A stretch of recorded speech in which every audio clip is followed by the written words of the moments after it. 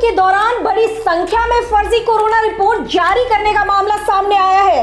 इससे सबसे बड़ा कोरोना टेस्टिंग घोटाले के तौर पे देखा जा रहा है। यह मामला कैसे एक LIC एजेंट की उत्सुकता से सामने आया, इस पर टाइम्स ऑफ इंडिया ने अपनी रिपोर्ट में विस्तार से बताया है। इससे पहले टाइम्स ऑफ इंडिया की 1600 पन्नों की रिपोर्ट में एक उदाहरण के तौर पर बताया गया कि कैसे धांधली के एक केस में तो एक ही फोन नंबर से 50 से ज्यादा रिपोर्ट तैयार की गई। इस मामले में विस्तृत जांच से पता चला है कि कम से कम 1 लाख फर्जी टेस्ट रिपोर्ट एक निजी एजेंसी ने बनाई थी।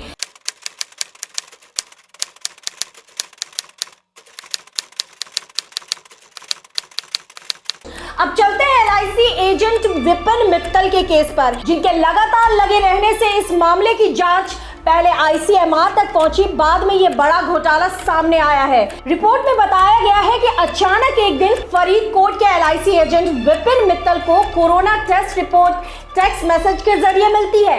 ये रिपोर्ट नेगेटिव थी, लेकिन विपिन मित्तल न खुश हुए न दुखी हुए। वे इस बेचैनी में थे कि आखिर बिना टेस्ट कराए उन्हें टेस्ट रिपोर्ट कैसे मिल सकती है। स्थानीय प्रशासन से ICMR तक की दौड़ भाग की उन्होंने। उनको शुरुआत में लगा कि किसी ने उनका प्राइवेट डेटा एक्सेस कर लिया है और उसका गलत इस्तेमाल कर रहा है। ऐसे में वे सीधा स्थानीय प्रशासन के पास गए और पूरी गड़बड़ी के बारे में बताया। रिपोर्ट के मुताबिक स्थानीय प्रशासन ने इस पर खास ध्यान नहीं दिया। मित्तल इसके बाद हेल्थ डिपार्टमेंट के अधिकारियों के पास पहुंचे, लेकिन उन्हें भी इसमें कुछ खास मामला नहीं दिखा।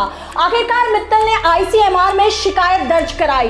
तब जाकर ICMR ने उनकी शिकायत का संज्ञान लिया।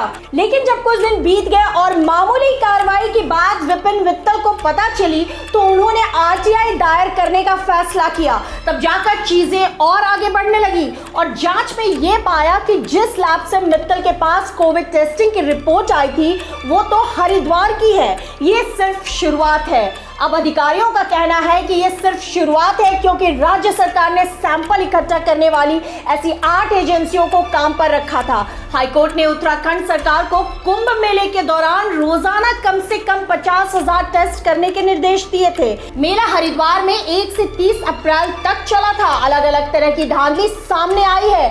कई रिपोर्ट में एक ही फोन नंबर तो कई रिपोर्ट में नाम और पता ही काल्पनिक है। कई ऐसे लोगों के नाम पर पता भी निकलता है जो कभी कुंभ गए ही नहीं।